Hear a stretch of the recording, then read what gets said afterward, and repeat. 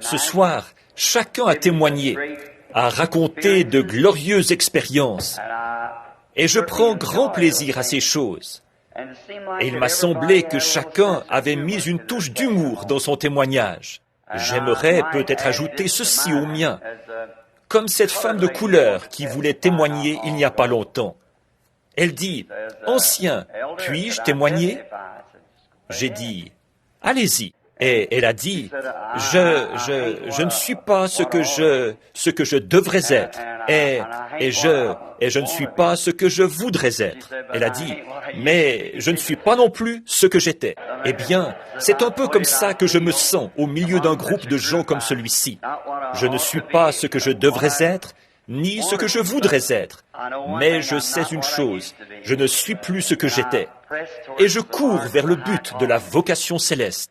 C'est vraiment un plaisir d'être ici. Nous avons passé des moments des plus agréables en communion avec nos frères dans la vallée de Maricopa ces 2 dernières semaines. Je suis passablement roué. Et nous avons vu notre Père Céleste accomplir de grandes choses pour nous. Et ce que nous faisons là, c'est simplement dans le but, en quelque sorte, d'amener les gens à prier et à s'attendre à ce que le grand point culminant soit atteint pendant cette convention. Quand j'ai appris que j'allais avoir le privilège de rendre visite à ce chapitre avec mon bon ami frère Tony, et j'ai demandé 3 fois ce soir, comment est-ce qu'on prononce ce nom-là? Et je n'y arrive vraiment pas. Alors, ce sera Tony tout court, si ça ne vous dérange pas. De toute façon, je pense que nous ne sommes pas très formalistes ici, n'est-ce pas? Vous savez, ça ressemble un peu à Dieu, ça. Vous savez, la Bible dit « Dieu est sans forme ». Alors, nous n'avons pas de forme. En voyant les grandes choses que notre Père Céleste a accomplies pour nous cette semaine, nous sommes heureux de venir partager ces bénédictions avec ce chapitre et d'avoir cette occasion de faire connaissance avec des frères et avec vous qui êtes de cette partie-ci de l'Arizona. Et bien sûr, nous savons tous qu'ici, c'est la capitale. Toute la semaine, je leur ai dit que Phoenix n'est que la banlieue de Tucson, depuis toujours. Voyez, ils ne veulent pas le croire. Toutefois, nous les invitons à se joindre à nous en communion fraternelle. C'est que nous sommes beaucoup plus hauts. Il faut qu'ils nous tiennent en haute estime, vous voyez. Nous qui sommes ici en haut, à Tucson.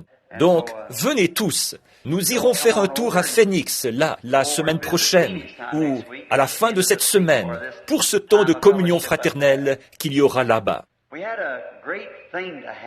Nous avons vu une chose glorieuse se produire juste avant que j'entreprenne ce voyage.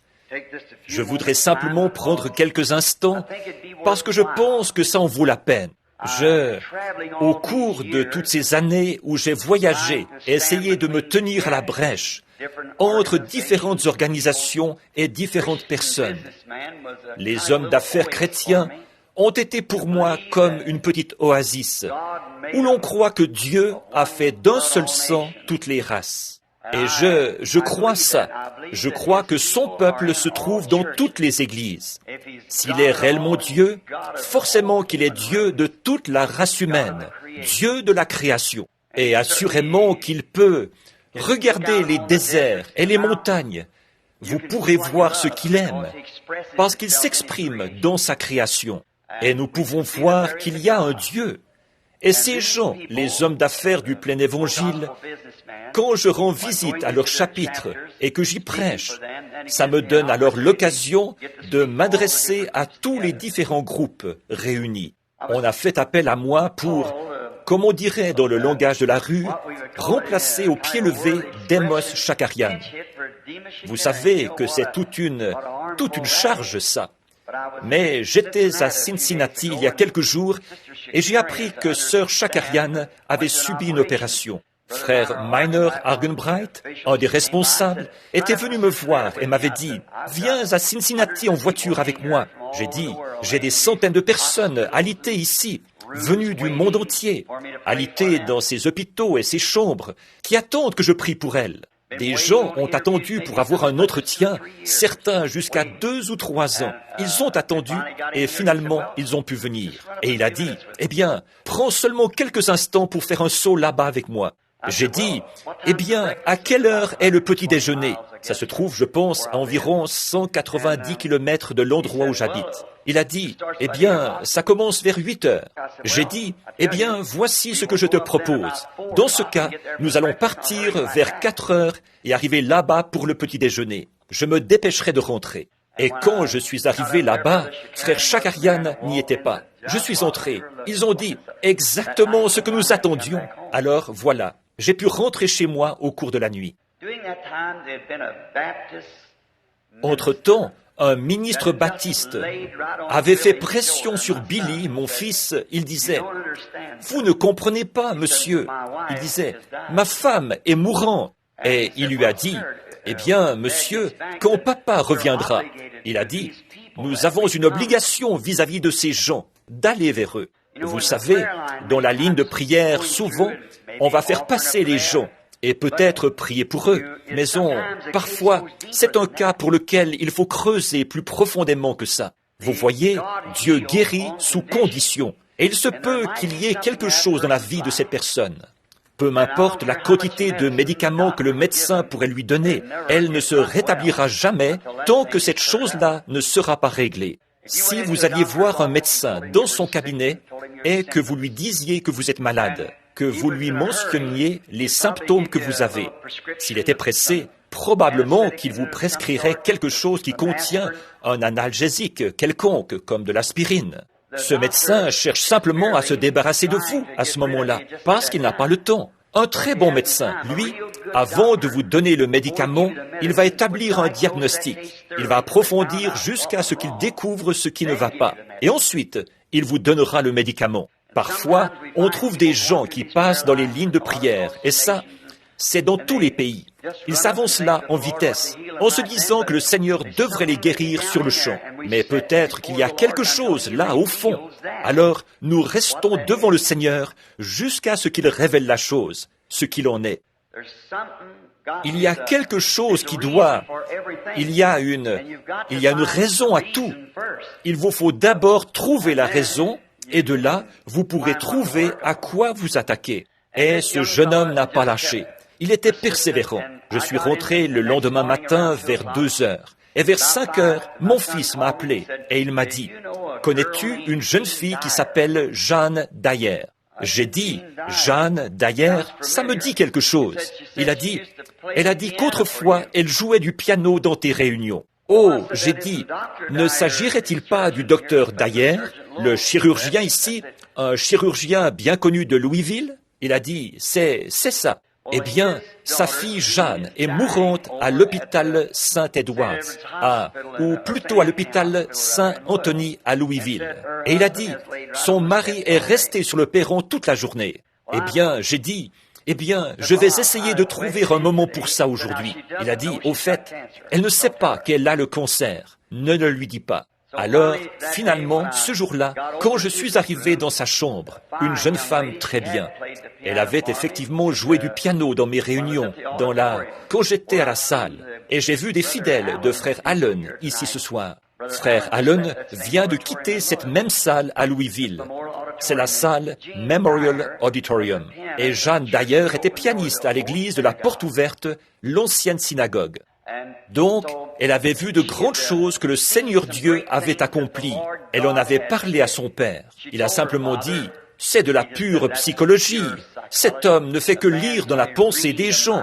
Il n'a fait que deviner ça. » Elle a dit, « Papa, il ne peut pas deviner chaque fois. » Voyez, elle a dit, « C'est carrément impossible. » Eh bien, il a dit, « Jeanne, oublie ces affaires-là. » Elle était fiancée à un gentil garçon qui étudiait au séminaire baptiste à ce moment-là.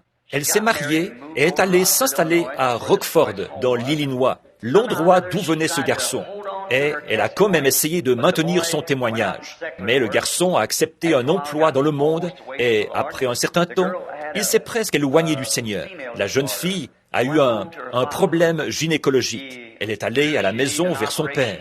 Il savait qu'elle avait besoin d'être opérée. Il a trouvé en elle ce qu'on appelle, je ne connais pas le terme médical pour ça, mais parce que je sais qu'il y a quelques médecins qui sont assis ici maintenant. Donc, ça s'appelait quelque chose comme la tumeur chocolat. Et c'est, à l'intérieur, quand il l'a retiré, il a dû en répondre une partie. Et les cellules étaient malignes. Ils l'ont recousu, lui ont fait des rayons X et de la thérapie. Alors, quand elle est rentrée chez elle, elle a continué à avoir de la douleur et des problèmes. 1 an plus tard, elle y est retournée pour une hystérectomie totale. Et quand ils lui ont enlevé les organes, ils ont constaté que le cancer s'était propagé dans le côlon et avait enveloppé celui-ci. Ils ne pouvaient rien faire. Ils ont de nouveau essayé de traiter par les rayons X. Ça n'a pas marché. Alors, ils l'ont simplement emmenée à l'hôpital en lui disant qu'elle avait un problème gynécologique très grave et qu'ils essayaient de soigner ça. Et la jeune fille était mourante. Son mari le savait. Alors, il venait. Il avait mis la main sur quelques-uns de mes livres que Jeanne avait lus. Donc, il s'est mis à venir à l'hôpital et il lui en faisait la lecture. Et au moment où nous sommes allés là-bas pour prier pour elle, elle m'en a parlé. J'ai dit, Jeanne, c'est un jeune homme très bien. Je ne voulais pas que... J'ai gardé le secret parce que je savais elle ne savait pas qu'elle avait le cancer. Donc, 2 jours plus tard, ils allaient faire une colostomie. Alors, avant d'emmener la jeune fille, ils m'ont laissé venir prier avec elle. Je l'ai amenée dans la chambre, et dès que une infirmière incroyante était de garde. Il y avait 3 infirmières qui se relayaient, de 3 heures en 3 heures.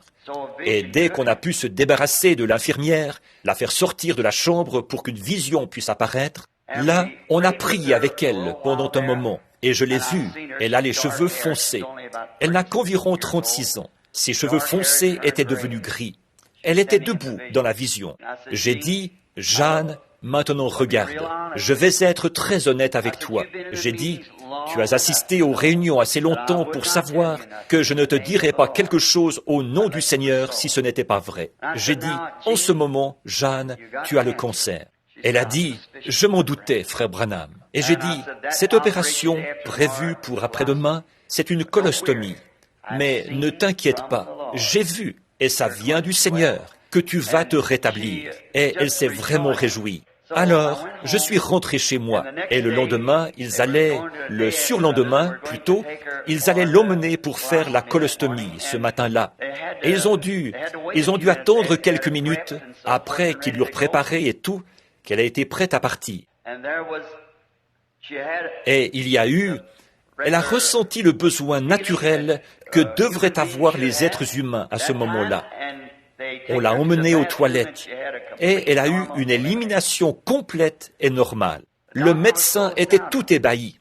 Il l'a examinée de nouveau. Le lendemain matin, ils ont laissé ça comme ça, ont annulé l'opération. C'est le docteur Hume, un très bon spécialiste, un chirurgien, un de mes amis, qui allait opérer. Et le lendemain matin, elle a de nouveau eu une élimination complète et normale. Et son père, le docteur Dyer, m'a téléphoné. Et entre 2 sanglots, il a dit, « Frère Branham, j'ai critiqué ce que vous disiez. » Il a dit, « Mais maintenant, je suis un croyant.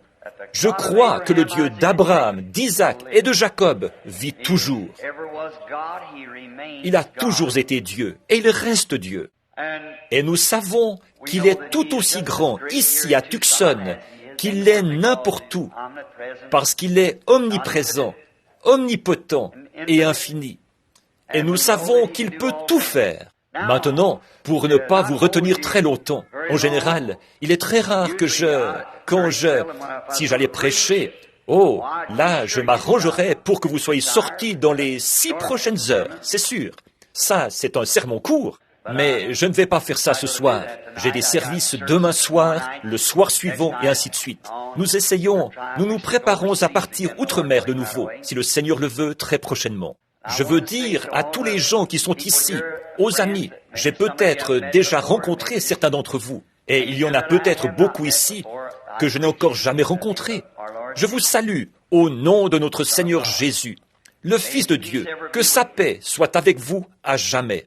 Étant donné que je parle de temps à autre dans ces chapitres, ça amène les gens comme pour mes frères dans le ministère ici, à dire, une fois, quelqu'un m'a dit, Il a dit, « Billy, eh bien, pourquoi est-ce que vous côtoyez ce groupe d'hommes d'affaires ?» Il a dit, « Je pensais que vous étiez prédicateur. » Oh, j'ai dit, « Mais je suis un homme d'affaires. » Il a dit, « Un homme d'affaires ?» J'ai dit, « Bien sûr. » Il a dit, « Je ne savais pas ça. » J'ai dit, « Oui, je suis un homme d'affaires. » Il a dit, « Vous travaillez dans quel domaine ?» Je l'ai dit rapidement pour qu'il... J'ai dit, « Je suis dans l'assurance vie. » Il a dit, « Quoi ?» J'ai dit, « L'assurance vie. » Il a dit, « Que voulez-vous dire ?» J'ai dit, « L'assurance de la vie éternelle. » Alors, si quelqu'un parmi vous aimerait discuter d'une police avec moi, je serais content de vous voir juste après le service. Je suis ici pour affaires. Ça me rappelle un de mes amis. Il s'appelait Snyder. Nous sommes allés à l'école ensemble. Maintenant, pour ce qui est des assurances, j'ai un ami qui est dans les assurances. J'ai un frère dans les assurances. Mais moi, en réalité, des assurances, je n'en ai pas. Donc, ce Wilmer Snyder, un de mes amis, un ami d'enfance, est venu me trouver il n'y a pas longtemps. Et il a dit, « Hé, Billy, il a dit, j'aimerais te parler d'assurance. » J'ai dit, « Allons, Wilmer. » J'ai dit, « Voici ce que je te propose. Parlons de chasse. » Il a dit, « Non, je veux parler d'assurance. » Eh bien, pour lui aussi, il fallait que je le dise rapidement. J'ai dit, « J'ai l'assurance. » Pas des assurances, mais l'assurance, vous voyez? Et ma femme a tourné la tête pour me regarder, comme pour dire, « Voyons, tu es en train de raconter des histoires. » Elle savait que des assurances, je n'en avais pas. Et il a dit, « Oh, pardonne-moi, Billy. » Il a dit, « C'est vrai, ton frère est agent d'assurance. Je connais Jesse. » Et j'ai dit, « Eh bien, en fait, ce n'est pas vraiment par lui. » Il a dit, « Quelle sorte d'assurance as-tu » Et j'ai dit, « J'ai celle de la vie éternelle. » Il a dit, « De la quoi ?» Et j'ai dit, « De la vie éternelle. » Eh bien, il a dit, « Je ne crois pas avoir déjà entendu parler de cette compagnie. » Il a dit, « Non, c'est étrange. » Et j'ai dit, « Voici de quoi il s'agit, Wilmer. » J'ai dit, « C'est l'assurance bénie. Jésus est à moi. Oh, quel avant-goût de la gloire divine. Je suis un héritier du salut, acquis par Dieu, né de son esprit, lavé dans son sang. » Il a dit, « C'est très bien ça, Billy, mais ce n'est pas ça qui t'installera au cimetière ici. »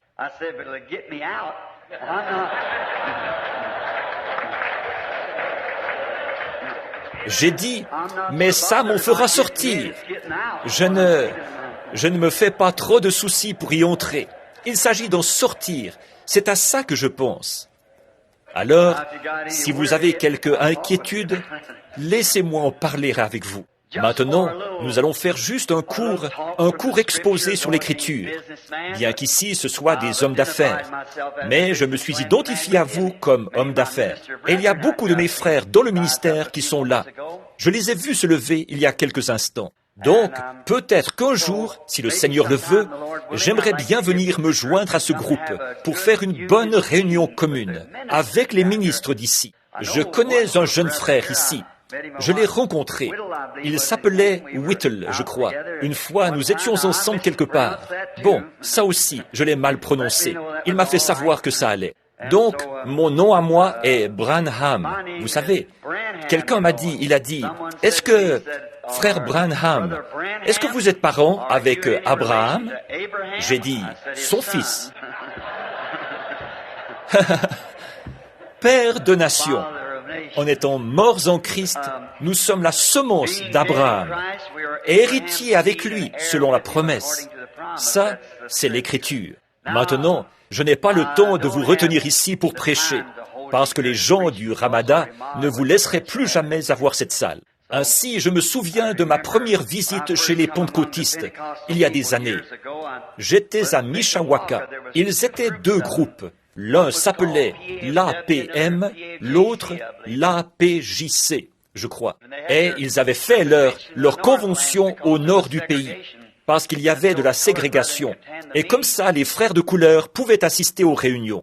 Je les ai observés toute la journée. Ils étaient bizarres. Ils avaient un comportement qui n'est pas de mise à l'église. Oh là là, j'étais assis là, Et nous, baptistes, vous savez, nous nous efforçons quand même de nous comporter à l'Église avec un certain formalisme. Mais ces gens-là n'avaient pas un comportement baptiste du tout, ni un comportement qui soit de mise à l'Église. Ils couraient, poussaient des cris, jubilaient. Ils en avaient le visage cyanosé. Je me suis dit, oh là là! Alors, je me suis mis à prêter attention à leur manière d'agir. Alors il a dit que tous les ministres viennent sur l'estrade, que chaque ministre, peu importe la dénomination, monte sur l'estrade ce soir. Nous étions environ 500 assis sur l'estrade. Alors il a dit, levez-vous simplement et dites votre nom, puis asseyez-vous. Je me suis avancé à mon tour, j'ai dit mon nom, je me suis rassis, et ainsi de suite. Un peu plus tard, ils ont fait venir un homme. Ils avaient eu de très bons prédicateurs ce jour-là. Oh, c'étaient de vrais érudits, de vrais hommes. Et je savais que je n'avais rien à faire là-haut, moi qui n'avais fait que des études primaires, à me tenir devant ces hommes, alors qu'ils allaient parler de théologie. Mais je me suis dit, eh bien, pour la réunion de ce soir, ils vont probablement avoir leur prédicateur de tout premier ordre pour la soirée. Donc, un peu plus tard, ils ont annoncé que l'ancien un tel allait parler. C'est un vieil homme de couleur qui s'est avancé. Il devait avoir dans les 85 ans. Il portait une espèce de longue redingote de prédicateur. Nous, dans le Sud, c'est comme ça qu'on appelait ça, vous savez. Un genre de queue de pie, vous savez, avec les bandelettes. Une petite couronne de cheveux sur la tête. Il a fallu qu'on accompagne ce vieux monsieur jusque-là, tellement il était âgé. Il s'est avancé là, et il a pris son texte dans Job. Il a dit, « Où étais-tu quand je fondais le monde? Dis-le-moi, sur quoi ces bases sont-elles appuyées? » Il a dit, alors que les étoiles du matin chantaient ensemble et que les fils de Dieu poussaient des cris de joie. Il a dit, où étais-tu? Dieu qui parlait à Job. Eh bien, tous les frères, ce jour-là, ils avaient prêché sur la vie de Christ et sur la venue de Jean, qui avait établi un pont entre les deux, et ainsi de suite. Ils avaient démontré une grande érudition. Mais ce vieillard n'a prêché sur rien de ce qui s'était passé ici sur terre. Il l'a transporté loin en arrière, environ 10 millions d'années avant que le monde ait été formé. Et il l'a amené là, dans ce qui se passait au ciel. Puis, il lui a fait descendre l'arc-en-ciel horizontal. Il a fait tout ça en l'espace d'environ 5 minutes et d'un seul souffle, on aurait dit. Quand il eut terminé, il a fait un bond d'environ 1 mètre de haut. C'est ce qui m'a semblé. Et il a fait claquer ses talons. Là, il se déplaçait avec beaucoup de rapidité. Il avait 2 fois plus de place que j'en ai. Il a dit, je n'ai vraiment pas assez de place sur cette estrade pour prêcher. Et il s'est assis. Je me suis dit, voilà ce qu'il me faut. Si ça peut faire qu'un vieillard se sente comme ça, quel effet est-ce que ça aurait sur moi si un jour je trouvais cette fontaine de jouvence? Un vieillard de 85 ans qui pouvait agir comme ça. Eh bien, quand il s'est avancé là, il fallait qu'il s'appuie un peu, comme... Mais j'ai remarqué que quand l'esprit l'a saisi, il a retrouvé sa jeunesse, comme l'aigle, vous savez. Maintenant, dans l'évangile de Luc, j'aimerais lire juste un petit verset ou deux, afin d'apporter quelques paroles qui s'harmoniseront avec quelque chose qui a été dit, et avec l'ensemble, et les cantiques qui ont été chantés. Et que le Seigneur ajoute ses bénédictions à la lecture de Luc 19. Jésus, étant entré dans Jéricho, traversait la ville. Voici un dénommé, un homme riche, appelé Zachée, chef des publicains, cherchait à voir qui était Jésus, mais il ne pouvait y parvenir à cause de la foule. Il était de petite taille. Il courut en avant et monta sur un sycomore pour le voir, parce qu'il devait passer par là. Lorsque Jésus fut arrivé à cet endroit, il leva les yeux et dit, « Zachée, hâte-toi, descends, car il faut que je demeure aujourd'hui dans ta maison. » La nuit avait dû être terriblement mauvaise. Ce petit homme n'avait pas dormi du tout. Il n'avait pas arrêté de se tourner et se retourner toute la nuit. Nous connaissons tous ce genre de nuit. On ne peut pas se reposer. On ne peut pas s'endormir. Il n'avait fait que de se tourner et se retourner toute la nuit.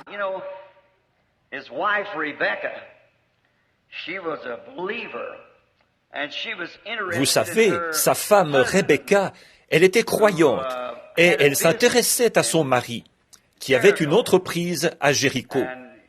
Et il était membre de nombreuses associations de l'époque, sans doute. Et Rebecca avait fait la connaissance d'un prophète qui s'appelait Jésus de Nazareth, qu'on disait être le Fils de Dieu. Et elle était intéressée à ce que son mari rencontre cet homme. En effet, elle savait qu'on avait enseigné au peuple juif que si un homme était prophète, ce qu'il disait arrivait. Mais si ce qu'il disait n'arrivait pas, alors il ne faut pas l'écouter. Dieu leur avait laissé cette parole par ses prophètes. C'est par cela qu'on identifiait le prophète. Et le grand législateur, Moïse, avait aussi laissé le commandement. Le Seigneur votre Dieu vous suscitera un prophète comme moi. Alors, quiconque n'écoutera pas ce prophète sera retranché du milieu du peuple. Et Rebecca avait une pleine conviction, après avoir vu que Jésus de Nazareth pouvait se tenir là et dire aux personnes les choses qu'il y avait dans leur cœur, prédire les choses qui allaient arriver. Et celles-ci arrivaient exactement comme il l'avait dit, sans faillir une seule fois, et il correspondait parfaitement à la parole de Dieu. Elle le croyait. Mais Zachée, son mari, ne savait plus trop où il en était. Eh bien, en fait, la vérité, c'est qu'il n'avait jamais vu Jésus. Et il est vrai que c'est mal de chercher à juger un homme avant de l'avoir entendu. Il ne faut jamais faire ça. Souvent, nous sommes coupables de ça, encore aujourd'hui.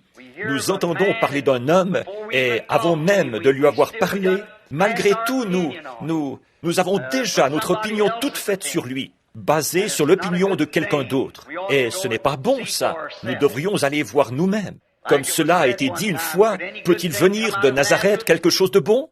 Quand Philippe était allé voir Nathanaël et qu'il l'a trouvé sous un arbre, il lui a dit, « Viens voir qui nous avons trouvé, Jésus de Nazareth, fils de Joseph. » Il a dit, « Mais peut-il venir de Nazareth quelque chose de bon ?» Il lui a donné l'une des meilleures paroles qu'il ait pu lui donner. « Viens voir.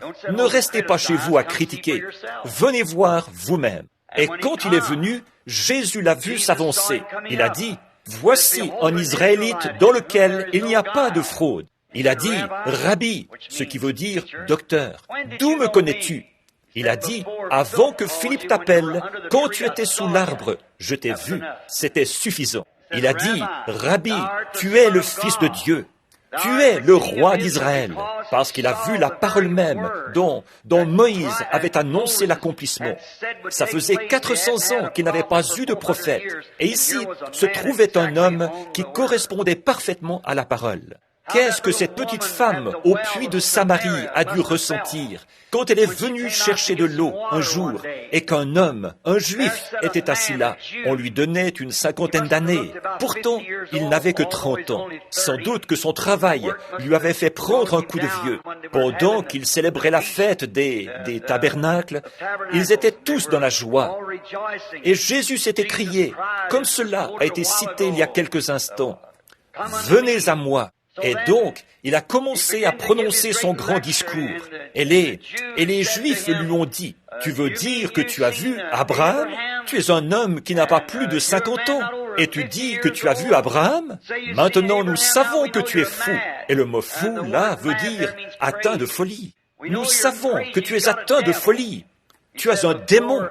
Il a dit, « Avant qu'Abraham fût, je suis. » C'était le « je suis » qui avait parlé à Moïse dans le buisson ardent. Et nous remarquons que pendant qu'il était assis, il fallait qu'il passe par la Samarie. En effet, Israël avait entendu le message. Elle venait alors vers les trois races, les Juifs, les nations et les Samaritains, le peuple de Cam, de Sem et de Japheth. Et l'évangile devait leur être présenté. Et il est arrivé à la ville nommée Sichar. Et là, il s'est assis au bord du puits. Et il a envoyé ses disciples dans la ville pour chercher de la nourriture. Une petite femme est arrivée. On l'appellerait aujourd'hui, eh bien, peut-être une fille des rues, un nom grossier. Vous savez ce que je veux dire. Donc, elle a vu Jésus. Je veux dire, non, ce n'est pas Jésus qu'elle a vu assis là, mais juste un homme juif ordinaire, assis contre la paroi de ce petit puits situé au bout de la rue, de là où les gens de la ville venaient chercher leur eau. Ce petit homme, assis là, il passait inaperçu. Elle est peut-être arrivée là vers les 11 heures du matin pour chercher de l'eau, la ration quotidienne d'eau pour la famille. Elle a fait descendre le seau pour la puiser et, avant qu'elle ait remonté au moyen du treuil, elle a entendu quelqu'un dire « Apporte-moi à boire ». Elle a jeté un coup d'œil et a vu que c'était un juif. Et elle a peut-être dit quelque chose comme ceci. « Seigneur, d'après la coutume, tu ne dois pas dire ce genre de choses. Je suis samaritaine, toi tu es juif, et nous n'avons pas de... Il y a de la ségrégation ici. Nous n'avons pas de relation entre nous. » Et il s'est mis à parler. La conversation s'est poursuivie. Il a été question de savoir si elle adorait à Jérusalem. Il a dit, « Nous, Juifs, nous connaissons ce que nous adorons, car le salut vient des Juifs. » Et la conversation s'est poursuivie pendant quelques instants. Au bout d'un moment, il lui a dit, « Va chercher ton mari et viens ici. » Elle a dit, « Je n'ai pas de mari. » Il a dit, « Tu as dit la vérité, car tu as eu 5 maris, et celui avec lequel tu vis maintenant n'est pas ton mari. » Elle a dit, « Seigneur, je vois que tu es prophète. » Or, vous voyez, ça faisait 400 ans qu'il n'avait pas eu de prophète depuis Malachi.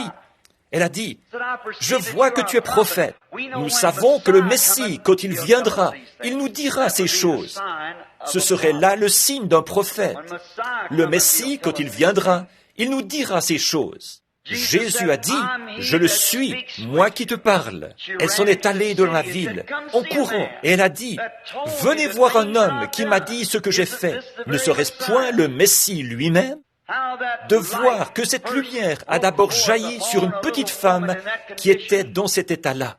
Quelle réprimande c'était pour les sacrificateurs qui étaient au temple en ce temps-là, eux qui l'avaient vu faire la même chose et qui l'avaient appelé Belzébul, un démon, un esprit impur qui faisait ses œuvres, alors que l'Écriture confirmait de façon si claire que ce serait là le Messie.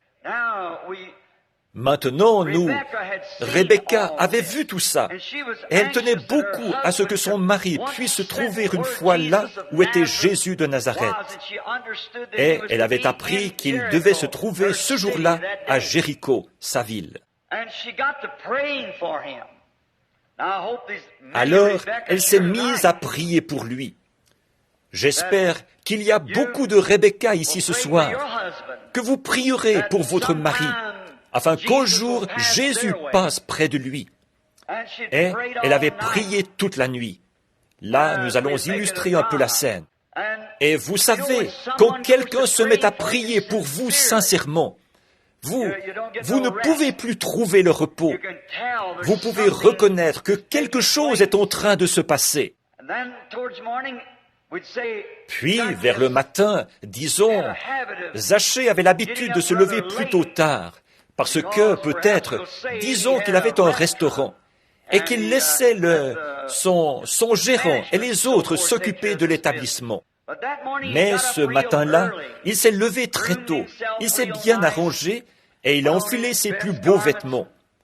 Rebecca, après avoir prié toute la nuit, elle a vu qu'il était très agité. Écoute, Rebecca, quand tu vois ton Zachée qui commence à s'agiter, souviens-toi simplement que Dieu est en train d'exaucer la prière. Tu vois, c'est comme ça que ça se passe. Quand tu vois qu'il en est au point où il ne peut même plus te dire une parole gentille, souviens-toi simplement, tiens bon, Dieu ne va pas tarder à passer près de lui. Il est devenu très agité.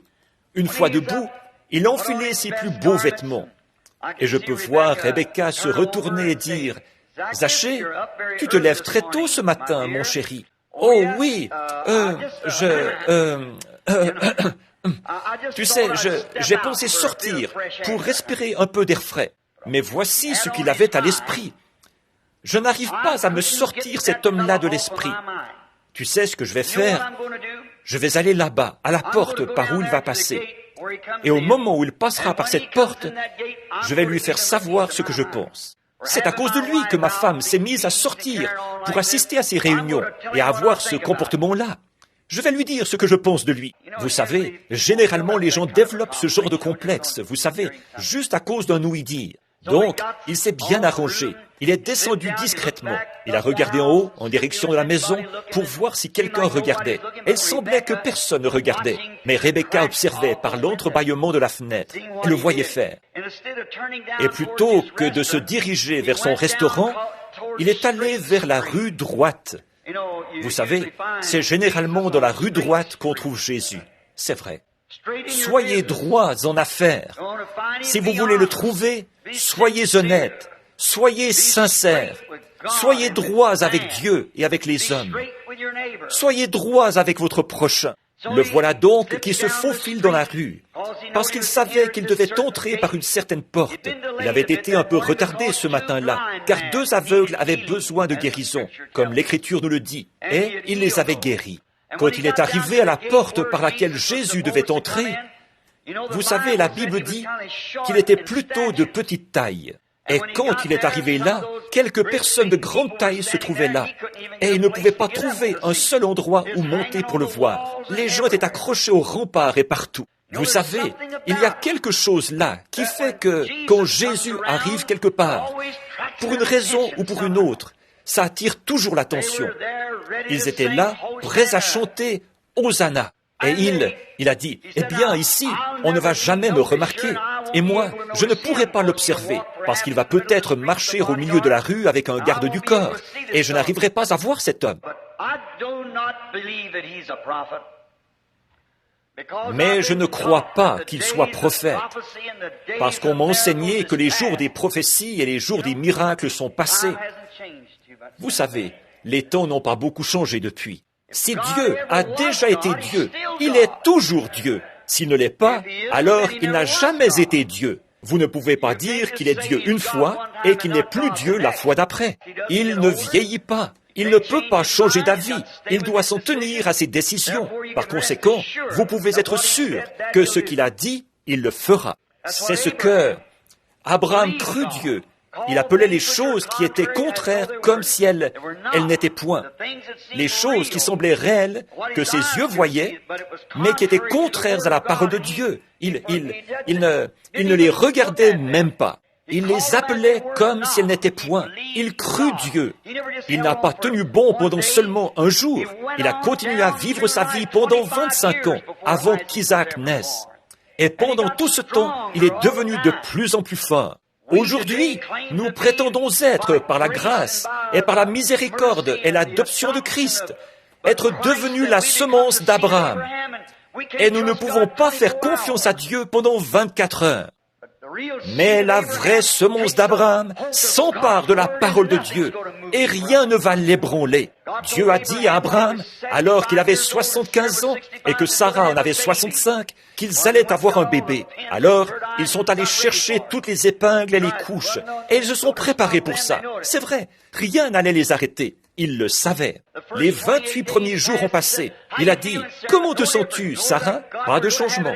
Gloire à Dieu. Nous allons la voir de toute façon. Comment le sais-tu? Dieu l'a dit. C'est réglé. Le mois suivant, comment te sens-tu? Il n'y a pas de changement. Eh bien, maintenant, c'est un plus grand miracle que jamais. Il y a 2 mois de retard. Voyez? 25 ans. Comment te sens-tu, Sarah? Pas de changement. Gloire à Dieu. Nous l'aurons de toute façon. Dieu l'a dit. Après ça, nous prétendons être la semence d'Abraham. Ce que Dieu dit, Dieu peut l'exécuter, faire ce qu'il a dit qu'il ferait. Moi, je ne peux pas tenir parole tout le temps. Vous non plus. Mais lui, il doit le faire pour être Dieu. Donc, nous voyons que cet homme ne croyait pas ça. Ce petit homme d'affaires de la ville de Jéricho, il avait une grande entreprise. Il trouvait qu'il s'en tirait bien. Il était bien vu des sacrificateurs et des gens de la synagogue. Il était bien vu des églises et du club Kivani et de bien des organisations de l'époque, comme on dit. Encore là, ce n'est pas Dieu, ça. La prospérité, ce n'est jamais Dieu, ça. Pas toujours. Parfois, c'est l'inverse. Dieu a dit, quand tu étais dans les champs, il a dit à Israël que, baignée dans son sang, alors elle était prête à le servir. Mais quand elle a pu se suffire à elle-même, qu'elle croyait pouvoir le faire, alors elle ne voulait plus avoir rien à faire avec lui. Et elle lui a tourné le dos. Ésaïe a vu cet exemple dans le roi Osias.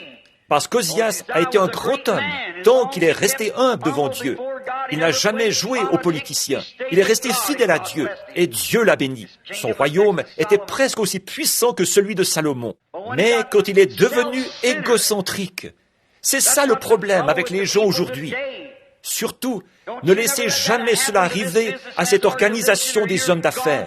Sinon, vous êtes fichus, comme toutes les autres. Toutes les fois que les gens en arrivent au point où la prospérité commence à aveugler leurs yeux à la parole de Dieu, ils sont en très mauvaise posture. Ozias était un grand homme, mais un jour, il a voulu prendre la place d'un prédicateur. Entrez là et brûlez de l'encens. Et le souverain sacrificateur, accompagné de plusieurs dizaines d'autres sacrificateurs, est venu lui dire, « Tu n'as pas le droit de faire ça. Tu es un laïc. » Et vous aussi, les hommes d'affaires, souvenez-vous-en, nous, les prédicateurs, nous avons déjà assez de difficultés à garder cette chose d'aplomb. Ce n'est pas l'affaire des laïcs. Les laïcs ont leur rôle, mais la chair est réservée au ministre qui a été ordonné. Dieu établit dans l'Église des hommes qui doivent faire ces choses. Et alors, nous voyons qu'il a pris l'encensoir et qu'il est quand même entré. Et Dieu l'a frappé de lèpre et il est mort lépreux. Vous voyez, quand nous nous élevons, Zachée était presque dans cette situation-là.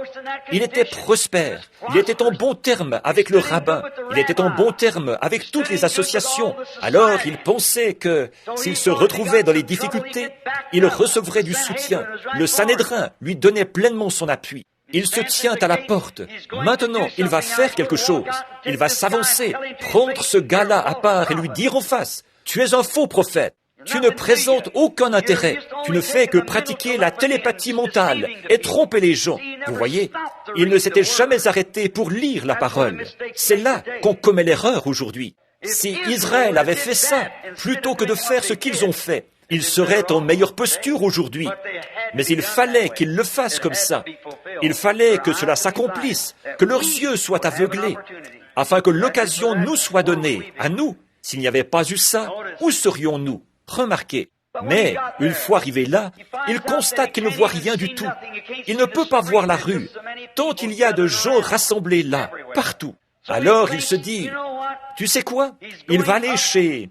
On m'a dit, Rebecca m'a dit qu'aujourd'hui, il irait manger chez Lavinsky. J'espère qu'il n'y a pas de Lavinsky ici. Mais dans son restaurant, celui de son concurrent. Il allait donc manger dans son restaurant, peut-être. Alors, je sais que pour y aller, il nous faudra descendre, quitter la rue droite ici et prendre l'avenue Alléluia. Nous allons l'appeler comme ça. Ce sont des noms étranges, mais je fais ça simplement pour dépeindre ma scène. Et il nous faut tourner à l'angle ici, quitter la rue droite pour prendre l'avenue Alléluia. Si vous suivez cette rue-là assez longtemps, vous arriverez sur l'avenue Alléluia. Restez dans le droit chemin. Donc, il se rend là-bas en vitesse. Il se dit, je suis de petite taille. Il a bien arrangé sa petite personne. Il a lissé sa barbe. Il s'est assuré que son parfum tenait bien.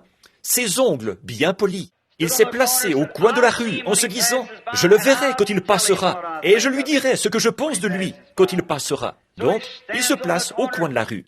Et il s'est mis à réfléchir. Tu sais quoi? Ce même groupe de gens le suivra.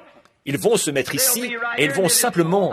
Je suis si petit que je n'arriverai jamais à le voir. Alors, ça ne me servira pas à grand-chose de me placer ici. Je ne serai pas dans une meilleure situation ici que quand j'étais là-bas.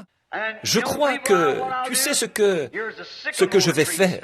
Il y a ici un sycomore. Alors, je crois que je vais monter sur ce sycomore. Comme ça, je pourrai le voir et bien le regarder quand il passera. Lui, comme ça, il ne me verra jamais en haut de cet arbre. Et il y a une branche qui s'avance là. Je vais m'asseoir juste là, sur cette branche, et je l'observerai quand il apparaîtra et quand il disparaîtra de ma vue. Je pourrai regarder cet homme de près. Le voilà donc qui essaie de voir à quelle hauteur se trouve la première branche. Et elle était un peu trop haute pour qu'il puisse l'atteindre. Vous savez, en réalité, le premier pas est juste un peu trop grand pour que nous puissions le faire. Nous devons l'accepter par la foi. Oui, cela dépasse un peu ce que l'esprit humain peut expliquer. Vous ne pouvez pas expliquer Dieu. Si vous le faites, alors il n'est plus accepté par la foi. Vous devez le croire. Il faut que celui qui s'approche de Dieu croie que Dieu existe et qu'il est le rémunérateur de ceux qui le cherchent. Alors, nous retrouvons cet éminent petit homme, l'un des hommes d'affaires de la ville, qui se dit « Maintenant, comment vais-je faire pour monter là-haut? Peut-être qu'il n'avait pas passé ce matin-là pour ramasser les ordures. Il y avait quelques poubelles dans un coin, remplies des charognes de la ville. Alors, il s'est dit, si je pouvais utiliser cette poubelle, là je pourrais lever le bras et saisir la branche. C'est étrange. Dieu amène les hommes à faire des choses qui sont ridicules. Donc, mais vous savez, si vous êtes déterminé, que vous voulez voir Jésus, vous ferez des choses qui sont ridicules. Si vous êtes déterminé, que c'est ce que vous voulez, que vous êtes vraiment sincère, que vous voulez vraiment savoir de quoi il s'agit. Et Zachée était de cet avis-là.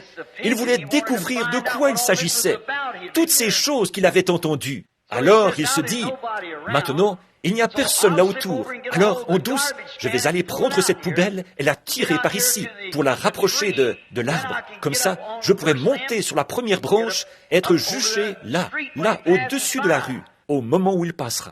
Mais, quand il s'est mis à tirer la poubelle, elle était trop lourde pour lui. Il était un homme plutôt petit, de petite taille. Alors, la seule chose à faire, c'était de la porter. Mais il avait mis ses beaux vêtements. Vous voyez ce que le diable fait? Il cherche vraiment à mettre tous les obstacles sur votre chemin. Alors il va tout amener là, tous les doutes, tous les défauts qu'il peut trouver, pour vous empêcher de voir la vérité. Il est vraiment bon là-dedans. Alors, j'ai mis mes plus beaux vêtements, c'est qu'il peut être dit. Et là, si je prends cette poubelle dans mes bras, je vais me salir. Vous savez, il y a des gens qui pensent que d'assister à une réunion comme celle-ci, ça pourrait peut-être vous salir un peu aux yeux de la haute société et des célébrités de la ville. Mais si vous êtes vraiment déterminés à voir Jésus, vous viendrez quand même. C'est vrai. Donc, il n'y a qu'une chose à faire. Si un homme est déterminé à voir Christ, rien ne va l'arrêter. Alors, il se baisse et saisit cette poubelle, et le voilà qui arrive. Juste au moment où il la serre bien dans ses bras, ses concurrents arrivent au coin de la rue, 2 ou 3 d'entre eux. Ils ont dit, « Eh bien, regardez-moi donc Zachée, il a changé d'emploi. Il travaille maintenant pour la ville. » J'imagine que son petit visage est devenu tout rouge. Je me demande ce soir, si le patron entrait et voyait ici certains d'entre vous, hommes d'affaires, en train d'assister à une réunion comme ceci, d'exalter, comme ils disent, je me demande si votre visage, eh bien, on vous a déjà identifié. Alors, autant rester tranquillement assis maintenant. Zachée l'avait déjà dans ses bras, il s'était déjà trahi, et vous êtes déjà ici, alors autant rester tranquillement assis. Restez jusqu'au bout, assis là. Il avait son bras autour du seau d'ordures. Quelle drôle de situation pour un homme d'affaires. Le voilà qui vient, son visage est rouge. Et les autres qui disent, « Tiens, Zachée !» Vous savez, la concurrence était féroce. Là, il l'a bien constaté. Ils ont dit, le voilà, il travaille maintenant pour la ville. Je sais que ses affaires vont mal. Regardez le genre de boulot qu'il a. Il était déterminé à voir Jésus en dépit de tout. Il avait entendu parler de cela et il voulait vraiment savoir ce qu'il en était. Combien je souhaiterais que Dieu permette que chaque homme adopte cette attitude. Si vous avez entendu parler de lui, allez découvrir ce qu'il en est. Il n'est pas mort. Il est vivant. Il est autant ici, dans ce lieu ce soir, qu'il l'était sur les rivages de la Galilée. Voici, je suis avec vous tous les jours, jusqu'à la fin du monde. Vous ferez, vous aussi, les œuvres que je fais. S'il n'en est pas ainsi, alors il était un faux Messie. Il n'était pas le Messie qu'il devait être. Mais si, effectivement, il maintient sa promesse et qu'il la tient, il est encore Dieu qui se fait connaître aux gens. Forcément, qu'il ferait alors les choses mêmes qu'il avait faites. C'est sa manière de faire les choses. Forcément qu'il se présenterait alors de la même manière qu'il avait fait à ce moment-là. Hébreux 13:8, Paul, qui parlait aux Juifs, a dit « Jésus-Christ est le même hier, aujourd'hui et éternellement. Par conséquent, il doit forcément être le même dans son principe, le même en puissance, le même en tout ce qu'il était. Il doit forcément être le même aujourd'hui. » Parfois, nous voyons les œuvres de Dieu. Je sais qu'il y a de l'hypocrisie mélangée à ça. Quand vous trouvez un faux dollar, qu'est-ce que ça vous indique, à vous, hommes d'affaires? Allez vous arrêter? Allez vous retirer tout votre argent de la banque et le jeter dans la rivière parce que vous avez trouvé un faux dollar? Tout ce que ce faux dollar indique, c'est qu'il existe un vrai dollar qui a servi de modèle pour fabriquer celui-là. Et la Pentecôte est remplie d'imitations charnelles. Mais qu'est-ce que ça indique? Il y en a une vraie là, quelque part. C'est quelqu'un qui cherche à imiter quelque chose que quelqu'un d'autre possède vraiment. Ce n'est qu'un gagne-pain. Ce n'est qu'une copie de quelque chose d'authentique qui vient après cette chose et que quelqu'un cherche à imiter. Donc, nous voyons Zachée qui prend son seau d'ordures et ses concurrents qui descendent la rue en se moquant de lui. Mais ça n'a rien changé. Il était déterminé à voir Jésus. Là, il aurait sa propre opinion à son sujet. Si nous pouvions seulement avoir ce sentiment parmi nous, si nous pouvions seulement être déterminés à découvrir ce qu'il en est de ceci, si c'est la vérité, si Dieu est Dieu, servez-le. Élie, le prophète, a dit ça au sommet du mont Carmel. Si Dieu est Dieu, servez-le. Si lui, Baal, est Dieu, servez-le. Si Jésus-Christ ne peut pas montrer qu'il est exactement le même, qu'il a toujours été, alors il n'est pas ressuscité des morts. Si nous essayons seulement de faire entrer les gens en les attirant au moyen de la psychologie, que nous pouvons seulement amener les méthodistes à devenir baptistes ou les baptistes à devenir pentecôtistes, qu'est-ce que c'est, ça? Ce n'est que de la psychologie, c'est vrai. Un Dieu vivant qui a créé les cieux et la terre est toujours le même créateur. Il est encore, dans son principe, le même Dieu qu'il a toujours été. Je suis content d'avoir vu Dieu avant que l'Église me mette la main dessus, d'avoir su qu'il existait. Je vois leurs querelles, les histoires à n'en plus finir, les jérémiades. Ça a toujours été comme ça, toujours. Il y a eu la même chose d'un bout à l'autre de l'Écriture. Mais ce petit homme-là voulait voir Jésus, et il était déterminé à le voir. C'était un homme d'affaires, et il voulait mener correctement ses affaires. Alors quand il a été déterminé, sa femme à la maison priait, et la prière de Rebecca l'accompagnait. Et ce petit homme, il a été obligé de monter dans l'arbre. Il a été obligé de grimper dans... Je n'ai pas voulu dire ça. C'est une expression du Sud, ça, grimper. Combien savent ce que c'est que grimper dans un arbre? Eh bien, alors, vous êtes combien du Kentucky ici? Il a été obligé de grimper dans l'arbre, de monter dans l'arbre. Le voilà donc maintenant assis là-haut, dans l'arbre, en train d'épousseter son vêtement neuf, d'enlever les ordures qui avaient collé dessus, et d'enlever les échardes qui s'étaient enfoncées dans ses genoux et dans ses mains alors qu'il montait dans l'arbre. Mais peu importe ce qui arrivait, il était déterminé à voir Jésus. Et si vous êtes vraiment, écoutez-moi, si vous êtes vraiment déterminés à le voir, vous ne vous souciez pas de ce que vous devez traverser, du nombre de critiques, de ce que disent les autres personnes. Vous voulez voir Jésus. Vous ferez n'importe quoi pour le voir. Vous attendrez votre tour. Vous ferez tout ce que vous devez faire, tout, pour pouvoir le voir. Le problème aujourd'hui, c'est que les gens n'ont pas assez soif. Il n'y a pas assez de soif et de faim chez les gens. Je crois que l'Église devrait être un peu plus salée qu'elle ne l'est. Le sel crée la soif. Le sel, c'est la saveur, s'il entre en contact. Mais si le sel a perdu sa saveur, il ne sert plus à rien, si ce n'est à devenir une organisation. C'est vrai, mais il faut qu'il ait sa saveur. La saveur, c'est le sel, la force. Si un homme voit Christ vivre en vous, ça lui donnera soif d'être comme vous. Ça lui fera voir Jésus en vous. Ça lui fera voir Dieu. Comment ont-ils su que Moïse était de Dieu? Alors ils ont su que Dieu était avec lui. Maintenant, nous remarquons, comme Pierre l'a dit le jour de la Pentecôte à ce sujet, « Hommes israélites, il a accusé cette génération-là d'avoir crucifié le Fils de Dieu. Il a dit, vous, Jésus de Nazareth, cet homme à qui Dieu a rendu témoignage devant vous, que Dieu a confirmé par les signes et les prodiges que Dieu a opérés par lui.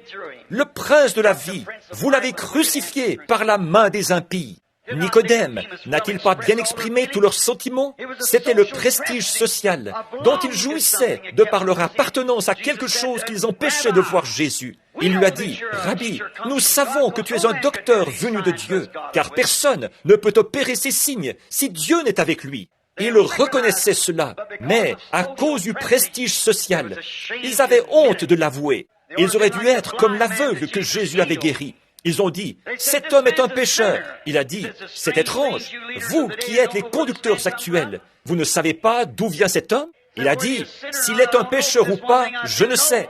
Mais je sais une chose, c'est que j'étais aveugle et que maintenant je vois. C'est ça, il le savait. J'aime le témoignage positif d'hommes qui se tiennent au milieu des gens et qui disent, je sais qu'il y a quelque chose, il m'est arrivé quelque chose. Comme j'ai essayé de le dire à propos de la sœur de couleur, je ne suis pas ce que je voudrais être, ni ce que je devrais être, mais par contre, je sais que je ne suis plus ce que j'étais. Quelque chose s'était emparé d'elle. Zachée, assis là-haut, dans quel gâchis il se trouvait, assis là-haut. Et vous savez, écoutez-moi, les hommes qui croient Dieu se mettent dans des gâchis de toute façon. Ils font des choses qui sont carrément contraires à la tendance de l'époque. Écoutez Moïse, un jour un gardien de moutons, un grand guerrier en Égypte qui devait délivrer son peuple et qui avait échoué. Ensuite, il est devenu gardien de moutons pendant 40 ans. Un bon vieillard, affermi, un brave homme. Il avait une femme et un bébé, Séphora, Gershom. Maintenant, nous remarquons qu'après que Dieu l'a trouvé et qu'il a vu Dieu dans le buisson ardent, le lendemain, il a fait asseoir sa femme sur un mulet, avec un enfant sur la hanche, la barbe blanche au vent, un bâton tordu à la main. Il conduisait ce mulet. Le vent soufflait. Son crâne chauve luisait sous le soleil brûlant. Il descendait en Égypte. Si quelqu'un lui avait dit, « Moïse, qu'est-ce que tu fais? Je descends en Égypte pour prendre le contrôle. Une invasion par un seul homme. » Mais il l'a fait. Pourquoi? Dieu lui avait dit de le faire. Voilà pourquoi. Vous voyez, ça paraissait fou, alors que cet homme avait fui cet endroit. Le voilà qui retourne tout droit. C'est comme ça que sont les gens qui trouvent Dieu, qui sont déterminés à le voir. Le voici assis là. Au bout d'un moment, il se met à réfléchir. Tu sais, Rebecca m'a dit que cet homme était prophète. J'en doute fort. Je ne crois pas à ça. Je ne crois pas qu'il y ait des prophètes encore aujourd'hui. S'il y en avait, mon prêtre m'en aurait parlé. Mon prêtre est un des serviteurs de Dieu. Alors, il m'en aurait parlé. C'est bien. Mais vous voyez, jamais la religion organisée du monde n'a accepté un messager de Dieu. À aucun moment. Jamais elle ne l'a fait. Jésus ne leur a-t-il pas dit, « Pharisiens aveugles, vous ornez les tombeaux des prophètes, et c'est vous qui les y mettez. Lequel des prophètes que le Père a envoyé n'avez-vous pas tué et mis dans la tombe, parce qu'il annonçait la venue du juste ?» Voyez? Voilà. Alors, nous le retrouvons assis là-haut. Vous savez quoi? J'espère que cette scène ne paraîtra pas ridicule, mais je vais imaginer qu'il a dit, « Hé, une minute. Et si cet homme me voyait perché ici, sur cette branche? » Il s'était assis là où deux grosses branches se croisaient. Et il était assis là. Il réfléchissait à ça. Voilà un bon endroit où se trouver, à l'endroit où vos voix et les voix de Dieu se rencontrent. C'est un bon endroit où réfléchir à ça. Et j'espère que chaque personne ici qui ne l'a encore jamais rencontré, si vous ne savez pas réellement que vous êtes né de nouveau de l'Esprit de Dieu, j'espère que vous êtes assis sur cette branche ce soir.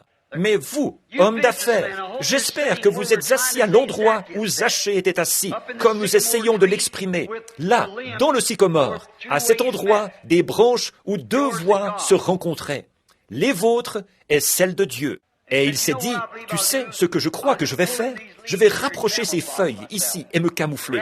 Il s'est complètement enveloppé. Il s'est aménagé une seule petite fenêtre par laquelle il pouvait regarder. Vous savez, une feuille qu'il pouvait rabattre. Et il s'est dit, je le verrai quand il viendra, mais lui ne me verra jamais. Il ne saura jamais que je suis ici en haut. Donc, pendant qu'il était assis là, au bout d'un moment, il réfléchissait à ça. Et un bruit s'est fait entendre au coin de la rue. C'est étrange, mais partout où Dieu se trouve, on dirait qu'il y a beaucoup de bruit. C'est étrange, mais c'est comme ça. Vous savez, Ésaïe, dans le temple, après la mort d'Ozias, il était là. Et il a entendu un bruit, et tout le temple était secoué. Les poteaux ont été ébranlés, et là se trouvaient des anges, des séraphins, qui sont des chérubins, qui brûlent le sacrifice pour donner à ceux qui se repentent le droit de passer pour aller vers l'autel. Ces êtres remarquables, supérieurs aux anges, qui avaient des ailes dont ils se couvraient la face, des ailes dont ils se couvraient les pieds, et 2 ailes dont ils se servaient pour voler. Ils criaient « Saint, Saint, Saint est le Seigneur Dieu, le Tout-Puissant ». Si un ange couvre sa sainte face pour rencontrer Dieu, comment allons-nous pouvoir nous servir d'un credo pour couvrir la nôtre? Il faut le sang de Jésus-Christ pour nous couvrir. C'est alors que nous sommes des fils. Pas quelque chose à la mode de ceci ou à la mode de cela, mais le sang. Dieu a toujours le seul lieu où il rencontre l'homme pour être en communion avec lui, c'est sous le sang versé, là où le germe de vie. Avec l'ancien sacrifice, sous la loi mosaïque, ils amenaient un animal. Et quand ils brisaient la cellule de sang de cet animal, de l'agneau, l'adorateur adorait. Mais la vie qui était dans l'animal ne pouvait pas revenir sur l'adorateur, parce que c'était la vie d'un animal qui n'avait pas d'âme, et elle ne pouvait pas revenir sur l'adorateur. Par conséquent, ce n'était qu'une peau, c'était un lieu qui ne devait durer qu'un certain temps. Mais alors, quand la veine d'Emmanuel a été brisée, Jésus n'était ni juif ni des nations. Voyez, le sexe masculin produit le germe à travers l'hémoglobine, et la cellule de sang vient du mâle. La femelle, et vous, les catholiques, ce n'est pas pour être en désaccord avec vous, mais vous l'appelez Marie, mère de Dieu. Comment Dieu pourrait-il avoir une mère? Elle était un incubateur. Vous dites, eh bien, l'ovule vient de la femme, mais l'ovule n'est pas venu de Marie. Si l'ovule était venu de Marie, dans ce cas, il y aurait nécessairement eu une sensation. Regardez dans quelle situation vous mettez Dieu. Dieu a créé les deux, l'ovule et la cellule de sang. Il n'était ni juif, ni des nations. Il était Dieu, rien de moins. Il était Dieu manifesté dans la chair. N'a-t-il pas dit, nous lisons dans les Écritures que Dieu était en Christ, réconciliant le monde avec lui-même. Il était Emmanuel. Il a dit, quant à moi, il a dit ici dans les Écritures, plutôt, qui peut m'accuser de péché? En quoi ai-je manqué de faire exactement ce qui était écrit à mon sujet? Sondez les Écritures. Vous pensez avoir la vie éternelle en les sondant, et ce sont elles qui rendent témoignage de moi. Et si je ne fais pas les œuvres de mon Père, alors ne me croyez pas. Mais si je fais les œuvres, même si vous ne pouvez pas me croire, croyez aux œuvres que je fais, car elles rendent témoignage de qui je suis. Oh, comme le chrétien n'est pas à la hauteur aujourd'hui du privilège que Dieu lui a donné et des choses qui se trouvent dans la Bible. Comme j'aimerais prendre un texte là-dessus, le temps ne le permet pas. Il a entendu ce bruit, il s'est redressé, il s'est dit, eh bien, ce doit être ces exaltés qui arrivent. Il a fait retomber la feuille, il a attendu 1 minute. Au bout d'un moment, il a remarqué qu'on arrivait au coin de la rue. Il devait y avoir un grand gars costaud devant. Je peux le voir, quelqu'un d'assez grand, corpulent, les épaules carrées, âgé d'environ 65 ans, qui marche, un bâton à la main. Ce devait être celui que nous appelons, qu'il a appelé Simon, et à qui il a donné un autre nom, Pierre, ce qui signifie confession ou petite pierre. Derrière, 12 hommes autour de lui. De partout, des gens arrivent en courant pour toucher le rabbi au moment où il passe. Je peux les entendre dire, « Ne touchez pas le rabbi, il est fatigué, il a prêché toute la soirée. De la vertu est sortie de lui, il s'est enroué pour avoir beaucoup parlé. Ne touchez pas notre maître, il doit maintenant aller là-bas, il doit prendre son repas de midi, c'est l'heure de son repas. S'il vous plaît, ne le touchez pas. Voulez-vous, s'il vous plaît, vous écarter pour laisser passer le rabbi? » Le voilà. Et quand Zachée, notre petit homme d'affaires de Jéricho, quand il a regardé Jésus pour la première fois, il l'a trouvé différent de tous les autres hommes qu'il avait déjà vus. Insérons ici un petit quelque chose. Il se peut qu'une dame se soit avancée avec un petit enfant. Zachée regarde dans cette direction pour voir qui c'est. Oh, je me souviens, l'autre jour, le médecin était à la maison. J'étais là au moment où le sacrificateur y était lui aussi. Le médecin dit, « Cet enfant ne peut pas s'en sortir. Mettez-le dans la chambre et fermez toutes les portes. Ne laissez pas entrer d'air. » Et voici que cette famille fanatique a entendu parler de cet homme faux qui se dit prophète de Galilée. Ils sont venus et ont amené ce petit. Oh, mais les autorités de la ville devraient se saisir de lui. Je ferai le nécessaire. Quand nous nous réunirons, le conseil. Nous verrons bien si on ne peut pas régler son compte à un homme qui suit un fanatique de ce genre. Il est mentalement dérangé.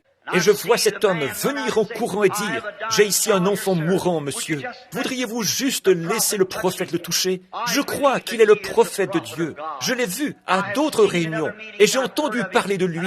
Et je sais, non, je regrette, il y a tellement de personnes. » Mais au bout d'un moment, la petite femme s'avance, l'enfant dans ses bras, l'enfant est sans vie.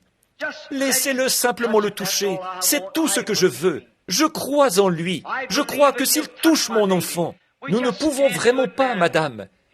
Il était très loin d'eux, mais il s'est arrêté net. Et là, je peux voir Zachée qui retire sa feuille et qui observe.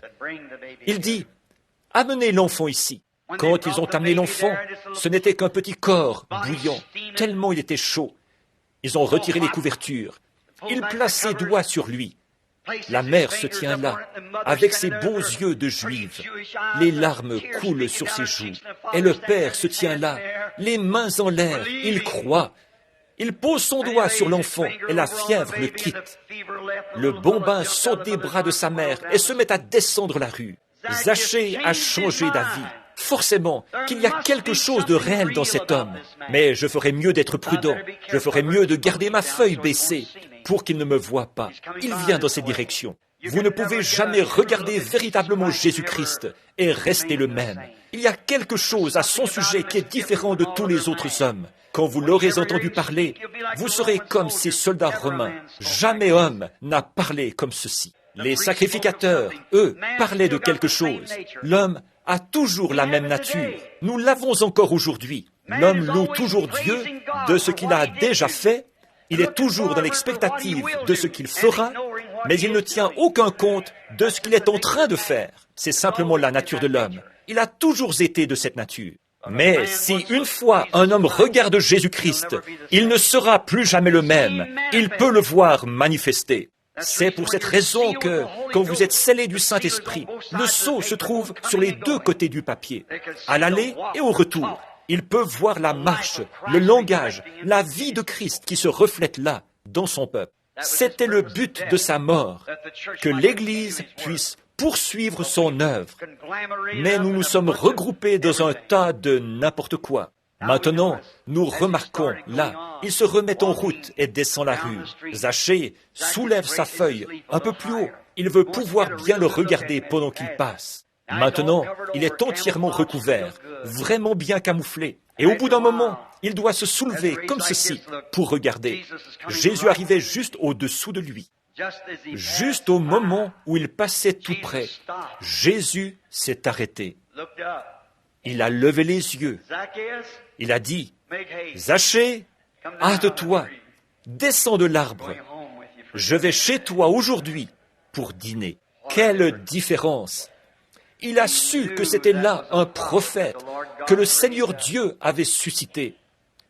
Non seulement il savait qu'il était dans l'arbre, mais il savait aussi son nom. La Bible dit, la parole de Dieu est plus tranchante qu'une épée à deux tranchants, pénétrante jusqu'à partager la moelle des os, et elle discerne les pensées et les intentions du cœur.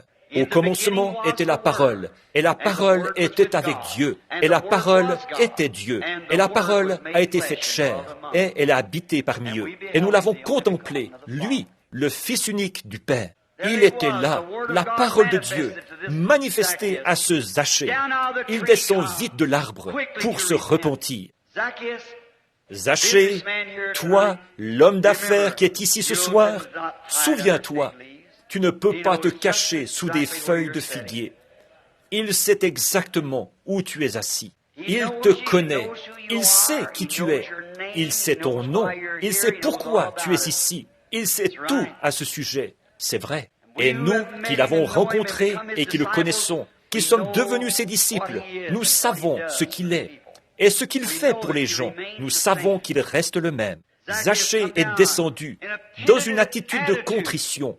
Il a dit, Seigneur, si j'ai escroqué quelqu'un, je rembourserai ça. Je prendrai mon argent, je le donnerai aux pauvres.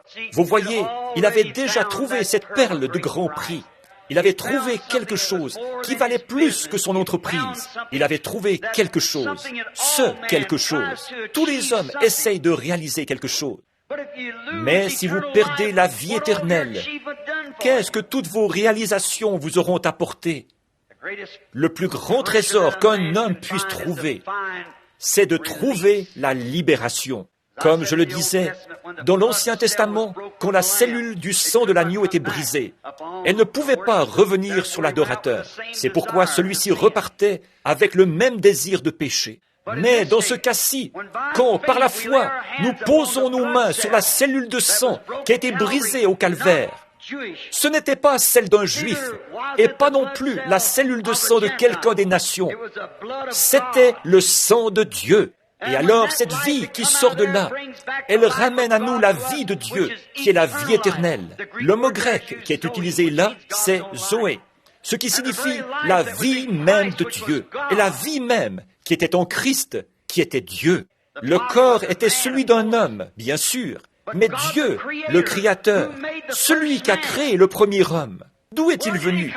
Si ce n'est pas lui qui l'a créé, Dieu, le Créateur, sans l'aide de quoi que ce soit, a créé Adam. Dieu, le Créateur, a créé l'homme Jésus-Christ, son Fils, dans le sein de Marie. Et il était Emmanuel. Et quand le péché, pas parce qu'il était obligé de mourir, il a choisi de le faire, mais parce que le péché a frappé, que cette lance a brisé son cœur, là, il s'est passé quelque chose. La vie revient sur l'adorateur. Et qu'est-ce que c'est? Alors, nous n'avons plus aucune conscience du péché, a dit celui qui a écrit les Hébreux. Le désir du péché n'est plus là. Alors, maintenant, nous sommes libres. Zachée, quand ils ont vu Jésus gravir le Golgotha pour y être crucifié, sans doute que le diable avait toujours douté de lui. Le diable avait douté de lui la première fois qu'il l'avait vu, quand il était allé dans le désert, après que le Saint-Esprit était venu sur lui. Il a dit, « Si tu es le Fils de Dieu, montre-nous un miracle, change ces pierres en pain. » Ce démon n'est pas encore mort. Montre-moi un miracle. Jésus a dit, il est écrit que l'homme ne vivra pas de pain seulement. Quand ils l'ont attrapé là-bas dans la cour, le groupe du diable, ces soldats romains, ils lui ont attaché les mains derrière le dos et lui ont mordu, lui ont frappé le dos avec des roseaux et des chats à 9 queues pour qu'enfin s'accomplisse la prophétie des prophètes. Car il était blessé pour nos péchés, brisé pour notre iniquité. Le châtiment qui nous donne la paix est tombé sur lui. Et c'est par ses meurtrissures que nous avons été guéris. Et pendant qu'il était penché, les soldats lui ont noué un morceau d'étoffe autour de la tête et l'ont frappé sur la tête avec un roseau. Ils se le passaient de l'un à l'autre et disaient, « Si tu es prophète, dis-nous qui t'a frappé, nous te croirons. » Bafoué, et le crachat des soldats ivres sur son visage. Le diable a dit, « Ça ne peut pas être Dieu, ça ne peut pas même être un prophète, c'est un imposteur. » Il ne savait pas que les Écritures doivent s'accomplir. Puis, quand nous le voyons monter le calvaire, regardez-le. Je veux que cet auditoire ait une vision de lui. Retournons en arrière, 1900 ans en arrière, pendant un instant, et accordez-moi votre attention. Il y a de l'obscurité sur Jérusalem. Pourquoi? Les sacrifices sont refusés par Jéhovah. Quelque chose est sur le point d'arriver. Alors que le sang était brûlé sur l'autel, Dieu l'a refusé. Le vrai sacrifice est en train de monter la rue. Je peux entendre quelque chose cogner. Regardez, voilà cette vieille croix rugueuse qui passe. La peine capitale romaine a été infligée à un homme qui n'a rien fait. Et je peux voir une petite femme qui passe devant en courant et qui dit, « Qu'est-ce qu'il a fait? Si ce n'est guérir vos malades et ressusciter les morts. » Quelqu'un l'a giflé et a dit, « Allez-vous croire cette femme plutôt que de croire votre sacrificateur? Qu'on nous débarrasse de cet homme. » Regardez sa tunique. Le dos est couvert de petites taches rouges. Alors qu'il continue à gravir la colline, ces taches s'agrandissent de plus en plus. Au bout d'un moment, elles n'en font plus qu'une. Quelque chose frappe contre lui. Qu'est-ce que c'est? C'est son sang. Et la croix, en passant sur elle, allonge les empreintes de pas de celui qui la porte. Je peux voir cette abeille de la mort qui arrive là. Elle bourdonne autour de lui. Maintenant, je vais la voir. S'il était prophète, il aurait fait quelque chose là-bas. quand ils l'ont craché au visage. S'il était prophète, il ne pourrait pas faire ce qu'il fait maintenant. Je sais que je vais l'avoir. Vous savez, chaque abeille, chaque insecte a un aiguillon. Et cet aiguillon est quelque chose de mauvais. Et la mort a un aiguillon. Mais il fallait que Dieu soit fait chair. Elle pouvait piquer un prophète et le tenir. Elle pouvait piquer un juste et le tenir. Elle a piqué David et l'a tenu. Mais ici, c'est Dieu. Et elle ne le sait pas. Cette abeille sort de l'enfer et vient bourdonner autour de lui. Je vais la voir. Mais quand une abeille ancre son aiguillon assez profondément, ça lui arrache son aiguillon. Et quand cette abeille de la mort arrivait à ancrer son aiguillon dans un homme, comme moi ou comme vous, elle pouvait s'en tirer. Mais là, un corps avait été préparé. Mais là, quand elle a ancré cet aiguillon dans Jéhovah, la chair de Dieu, créée, et non produite par un désir sexuel, quand elle s'est ancrée dans cette chair-là, elle a perdu son aiguillon. Alors, elle n'a plus d'aiguillon. Ce n'est pas étonnant que le grand saint Paul ait pu se tenir là, pendant qu'il construisait là l'endroit qu'ils allaient utiliser pour lui couper la tête. Il a dit, « Ô mort, où est ton aiguillon? Tombe, où est ta victoire? Mais grâce soit rendue à Dieu, qui nous donne la victoire, par notre Seigneur Jésus-Christ. » Oui. Oh, le jour où un homme saisit cette vision, tout le reste est secondaire. Votre entreprise est secondaire. Tout le reste, non, ça n'a pas beaucoup d'importance. Vous n'allez rester ici qu'un peu de temps. Mais ça passe avant tout. Que sert-il à un homme de perdre, de gagner le monde entier s'il perd son âme? Zachée, oh, Zachée, peut-être que ce n'est pas Rebecca qui est à la maison en train de prier, mais peut-être que c'est une mère qui est déjà de l'autre côté du voile. Ses prières sont toujours là, sur l'autel de Dieu. Dans ce cas, Zachée, ce soir, sort de derrière ces feuilles de sycomore, cette couronne d'un credo dénominationnel auquel tu te cramponnes, sans la nouvelle naissance. Ce quelque chose auquel tu te cramponnes, alors que tu n'as jamais eu de preuve que Dieu était là-dedans. Il sait exactement où tu es assis. Pourquoi ne pas le faire? Inclinons la tête un instant.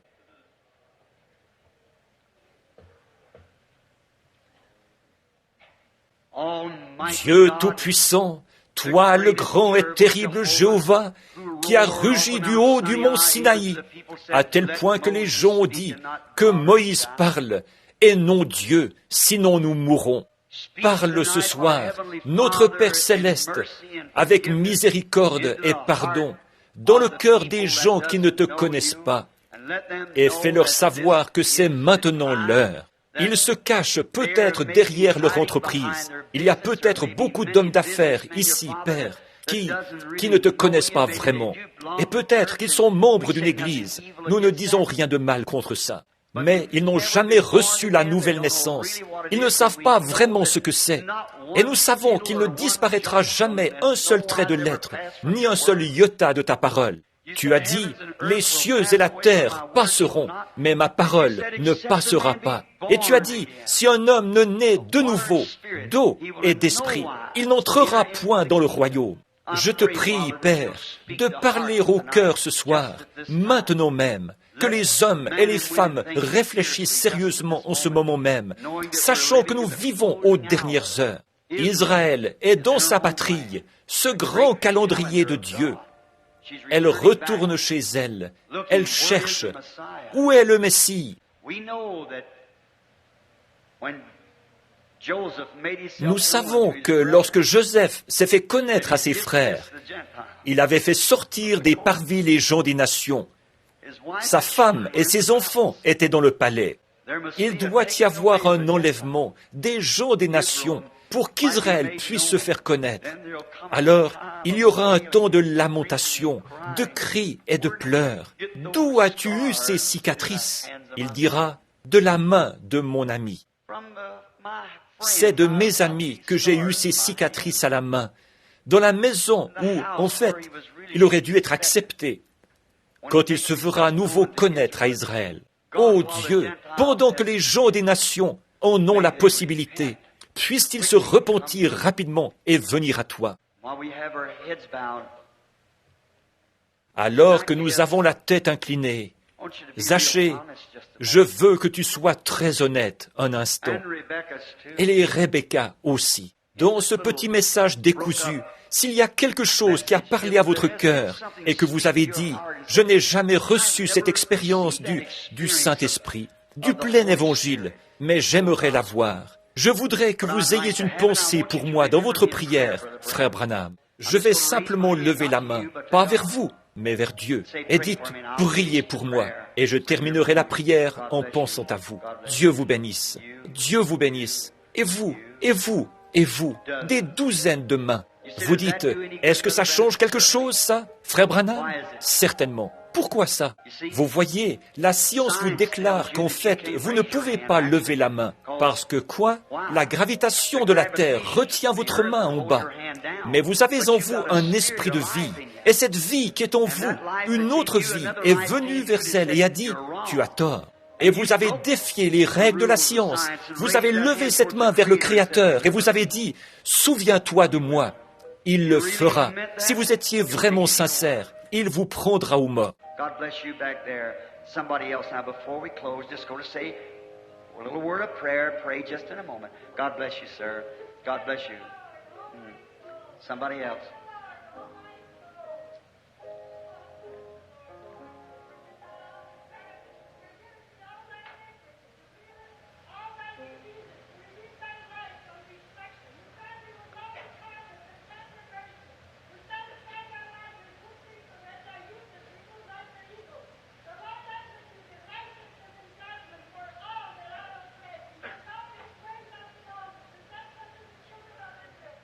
Dieu vous bénisse, là au fond. Quelqu'un d'autre maintenant, avant que nous terminions. Je vais juste prononcer une petite prière, prier dans un instant. Dieu vous bénisse, monsieur. Dieu vous bénisse. Quelqu'un d'autre? Amen. Cela parle de miséricorde. Cette petite servante qui s'est levée sous l'effet de l'Esprit, qui a exprimé une promesse. Voudriez-vous lever la main si vous ne l'avez pas fait? Et dites simplement, c'est tout ce que je vais vous demander de faire. Levez simplement la main. Reconnaissez que vous avez tort et que vous voulez recevoir la miséricorde. La maison est ouverte. Une source est ouverte dans la maison de David pour le péché et pour l'impureté. Voulez-vous l'accepter ce soir? Quelqu'un d'autre, avant que nous terminions là? Il y a eu 40, 50 mains qui se sont levées dans la salle, d'hommes et de femmes, jeunes et âgés, qui ont levé la main. Très bien. Dieu vous bénisse, monsieur. Très bien. Prions. Seigneur Jésus, je crois que ces mains ont été levées avec la plus profonde sincérité. Tu sais quel était leur objectif. Tu sais quel était leur motif en le faisant. Et je prie, Père Céleste, que ta miséricorde divine repose sur chacun d'eux. Que ce soir soit un temps de changement. Puisse-t-il se glisser en bas de l'arbre d'un pharisaïsme prétentieux. Puisse-t-il se glisser en bas de l'arbre, venir devant Jésus-Christ et dire, « Seigneur, si j'ai mal agi, je suis prêt à réparer ça. » Et en quittant cette petite salle de banquet ce soir, Père, tu vas aussi aller à la maison avec eux et dîner avec eux. Et tu resteras à jamais avec eux au long de leur vie et pour toute l'éternité. Ne voudrais-tu pas accorder ceci alors que je t'offre ma prière pour eux? Tu as dit, « Nul ne peut venir à moi si mon Père ne l'attire premièrement. Et tous ceux que le Père m'a donnés viendront à moi. » Tu l'as promis. Et maintenant, Seigneur Dieu, ces gens te sont remis comme des trophées de la grâce et de l'amour. Ils sont entre tes mains et nul ne peut les ravir. Avec de l'honnêteté et de la sincérité dans leur cœur, ils ont fait une confession honnête.